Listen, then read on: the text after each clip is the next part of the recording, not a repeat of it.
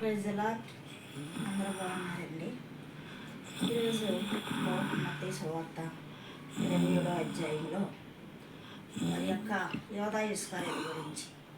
యోధా ఇస్కరియోతు మరి 12 మంది శిష్యుల్లో యేసుప్రభు యొక్క శిష్యుల్లో ఒక్కడు కూడా మరి యేసుప్రభు వెంట తిరిగాడు, మరి వెంబడించాడు, నడిచాడు.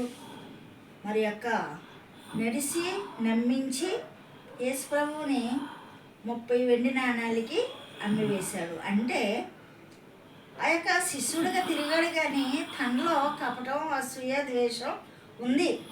ప్లానల్లో ఉన్నాడు యేసుప్రభుని ఏం చేయాలి, ఎలా బాధ పెట్టాలని. అలాగా 30 వెండి నాణాలకు అమ్మివేసినప్పుడు మరి ఏమన్నా జీవించాడా? లేదు. ఉరి వేసుకుని చనిపోయాడు తప్పు తెలుసుకుని. పరిశుద్ధుడిని నేను అమ్మివేశాను అని పాప క్షమాపణ వచ్చిందో లేదో తెలియదు, కానీ ఉరి వేసుకుని చనిపోయాడు. చనిపోయి పరలోక రాజ్యానికి వెళ్ళలేదు, నరకానికి వెళ్ళాడు అనుకుంటాను నేనైతే. కాబట్టి మనము కూడా ఎవరినన్నా మనం స్నేహం చేసినప్పుడు, ఎవరైనా మనల్ని నమ్మినప్పుడు వారికి మనకే ద్రోహం చేయకూడదు. మనకు చేతనైతే సహాయం చెయ్యాలి, కానీ కపటంతో స్నేహం చేయకూడదు, ద్వేషంతో చేయకూడదు. ఒక ఫ్రెండ్షిప్ అంటే ఆ ఫ్రెండ్షిప్ ఎలా ఉండాలంటే వాళ్ళకు ఉపకారులుగా ఉండాలి, కానీ అపకారం చేసేవారుగా మనం ఉండకూడదు. ఈయన ఫ్రెండ్షిప్ చేయలేదు, కానీ ఒక శిష్యుడిగా యేసుప్రభు వెంట తిరిగాడు. తిరిగి 30 వెండి నాణాలకు అమ్మివేశాడు. ఆ యొక్క బేరసారాల్లో, అలాంటి బేరసారాల్లో నువ్వు నేను ఉండొద్దని వాక్యం సెలవిస్తుంది. ఉంటే నీ ప్రాణానికి హాని.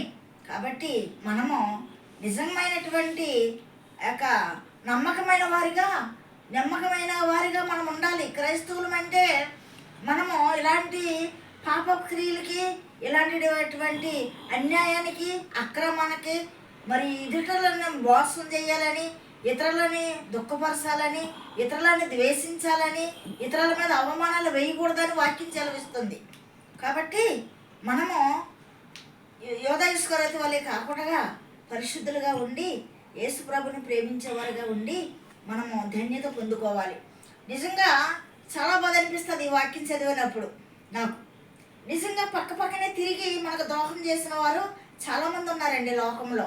మన మేలులు పొంది మన కంట్లోనే మరి పొడిసేవారు చాలామంది ఉన్నారు. మన మేలులు పొంది మన గుండెల్లో గుద్దిన వారు చాలామంది ఉన్నారు. అప్పుడు నాకు ఒక మాట గుర్తొస్తుంది, నేను జయించాను కాబట్టి మీరు ఈ లోకంలో ఉన్నారు, మీరు కూడా జయించాలని నా వాక్యం నాకు గుర్తొస్తుంది. మన జీవితాలు బహు జాగ్రత్తగా ఉండాలి. పాప లోకంలో ఉన్నాం, ముళ్ళ కంచెల్లో ఉన్నాం.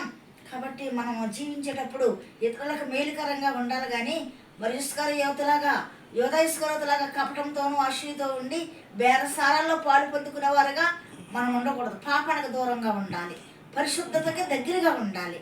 మరి పరిశుద్ధతకు దగ్గరగా ఉన్నప్పుడు దేవుని కుమారులు, కుమార్తెలు అవుతాం. ఈ వాక్యం దేవుడు దీవించుగాక. ఆమేన్.